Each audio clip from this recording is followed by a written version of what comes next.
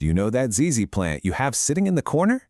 Well, it's basically a gold mine of new free plants. Today, we're going to dive into propagation, which is just a fancy word for multiplying your ZZ so you can expand your own collection or maybe even share them with friends. So let's get into it. I mean, come on, who doesn't want that? It's the ultimate dream for pretty much any plant lover. More green for your space without spending any green from your wallet.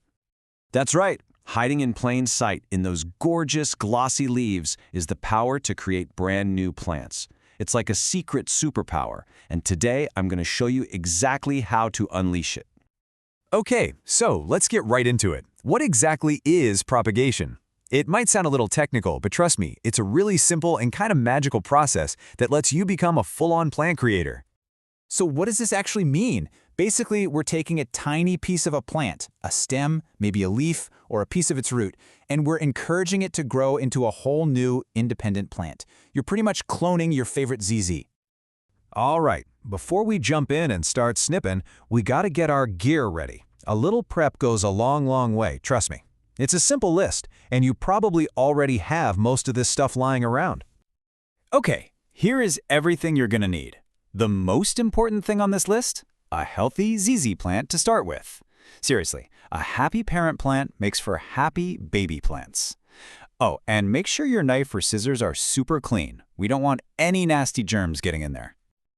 And hey, a little pro tip for you, timing is absolutely everything. Think about it. Your ZZ plant is bursting with energy in the spring and summer. That's its growing season. So if you propagate then, you're giving your little cuttings the best possible head start.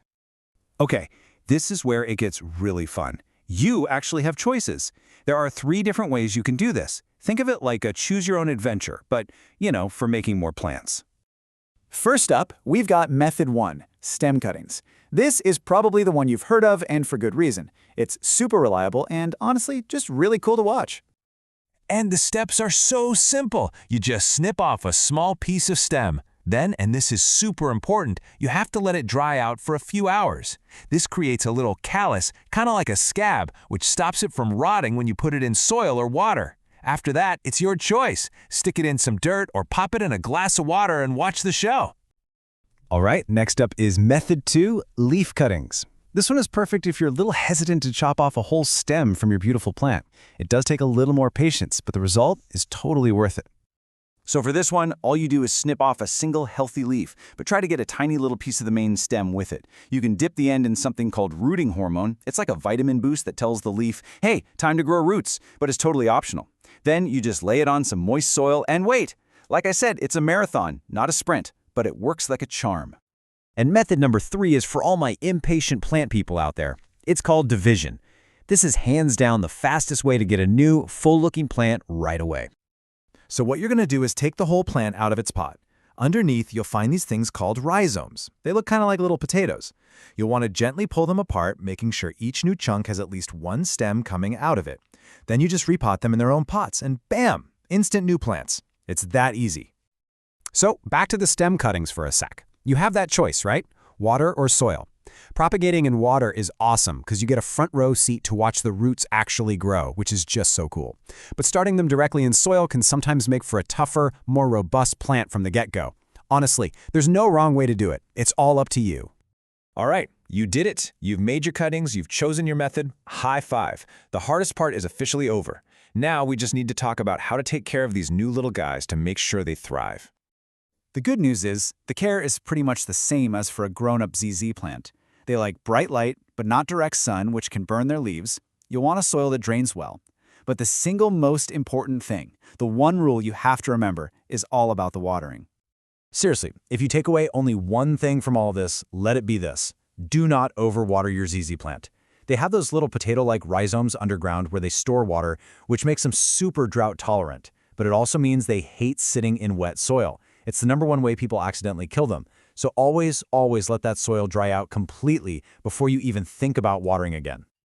Okay, so before we wrap up, let's go over a couple of the most common questions people have. Getting these sorted will make you feel like a total propagation pro. This is always the first question, right? You've done everything right, and now you're just staring at this little cutting day after day, wondering, is anything happening? Well, the answer is one simple word: patience.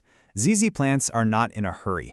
It could take a few weeks, or it could honestly take a few months for roots to show up. So just hang in there. My little rule of thumb is, if it ain't mushy, it's still working.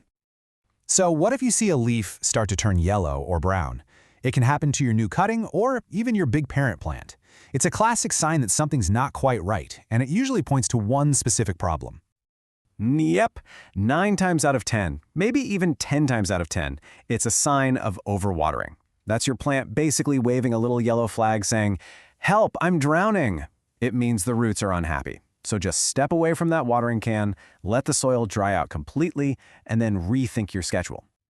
And that's pretty much it. The secret's out. You now officially have the power to turn that one plant into a whole family of ZZ plants. So the only real question left is, who are you going to share one with first? Happy propagating!